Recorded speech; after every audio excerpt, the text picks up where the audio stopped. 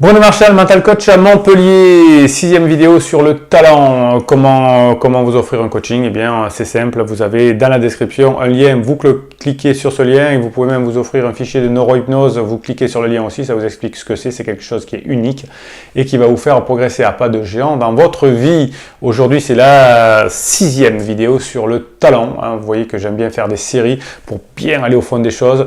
Quels sont les gens talentueux que j'ai rencontrés depuis 1999 que je fais ce métier, comment je les ai accompagnés? Eh bien, je vous livre tout.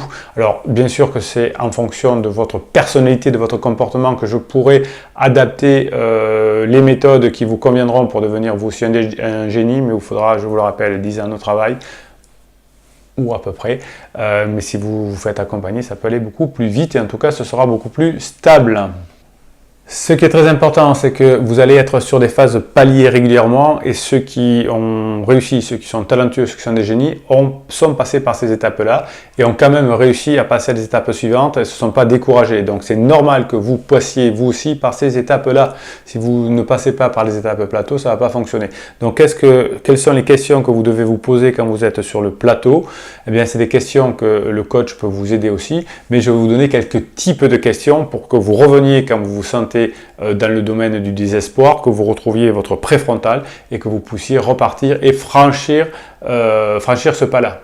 La première question à se poser, c'est je me rappelle quelles sont les données fondamentales qu'il faut maîtriser dans ma discipline. Et je regarde pourquoi je pêche et pourquoi je n'avance pas sur ces données fondamentales. Deuxième question, je me pose comment je suis en train d'acquérir ces données fondamentales. Est-ce que je suis toujours dans quelque chose qui me convient le mieux pour moi? Troisième question, quels sont les exercices que je pratique actuellement pour atteindre cette excellence? Quels sont les exercices que je pratique actuellement pour atteindre ces bases de fonctionnement? Et dernière question, est-ce qu'il y aura un autre angle à attaquer pour atteindre actuellement ces fondamentaux? Et lorsque je change cet angle-là, et ça c'est le coach qui va m'aider là-dedans, eh bien je vais pouvoir rapidement changer de plateau, sinon je peux m'essouffler et me lasser. J'ai eu beaucoup de clients qui étaient au bord de l'effondrement quand ils m'ont rencontré et qui sont devenus ensuite des gens très talentueux, mais parce qu'il a fallu que je leur change leur méthode de travail, qui ont marché un certain nombre de mois, un certain nombre d'années, mais qui ne fonctionnaient plus au moment où je les ai rencontrés. Est-ce que les gens que j'ai coachés, qui sont devenus des génies, sont des gens plus intelligents que les autres? Je ne crois pas trop au QI, voilà. C'est comme ça, on ne se refait pas. Je n'ai rien trouvé depuis 1999 qui me permettait de lier véritablement le génie et le QI. Voilà, c'est comme ça.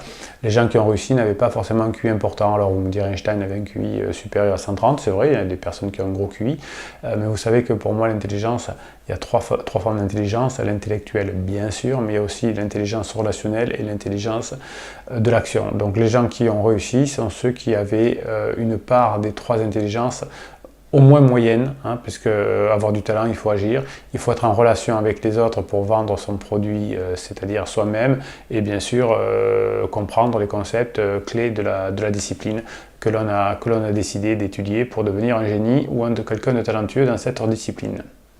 Alors j'ai remarqué quelque chose aussi, alors c'est personnel aussi, le but de ces vidéos c'est de vous faire partager mon expérience, pas de répéter partout ailleurs ce qui existe, c'est que les personnes qui partaient très vite se lassaient parfois dans leur discipline. Ils avaient compris, puis ils sont arrivés sur une phase plateau, ils n'arrivaient pas forcément, à moins de se faire aider, de passer au-delà. En revanche, les personnes qui partent plus doucement, qui ont des bases beaucoup plus laborieuses au départ, donc beaucoup plus formées, eh bien ces personnes-là vont au fur et à mesure dépasser les personnes qui sont allées très vite au début. Ce n'est encore une fois qu'une expérience, enfin une observation de mes expériences depuis 1999. Ça ne veut pas dire que c'est une réalité, mais cette chaîne vidéo est faite pour partager ces expériences et non pas expliquer des méthodes que l'on voit partout ailleurs. Quelque chose qu'il faut bien savoir aussi, c'est que les génies que je forme, que j'accompagne, sont des gens très moyens, voire mauvais d'ailleurs, dans d'autres domaines que leur prédilection. Ils ont tellement passé de temps pendant ces 10 dernières années à travailler sur leur talent qu'ils en ont oublié d'être bons ailleurs. Alors certaines personnes sont nulles en informatique, alors aujourd'hui c'est plus rare, d'autres ont abandonné le relationnel, d'autres sont nuls en finance, d'autres sont l'esprit complètement perdu en l'air. Donc ça c'est un fait des talents. Les gens qui sont talentueux sont souvent talentueux dans un domaine et très peu dans les autres. Et on a un biais cognitif qui fait que lorsque la personne est un génie comme Einstein en physique nucléaire, on a l'impression qu'il était très doué pour les affaires. Non, Einstein n'était pas très doué pour les affaires, pour monter des projets. Donc les personnes qui sont douées pour monter des projets ne sont pas forcément bonnes dans d'autres domaines.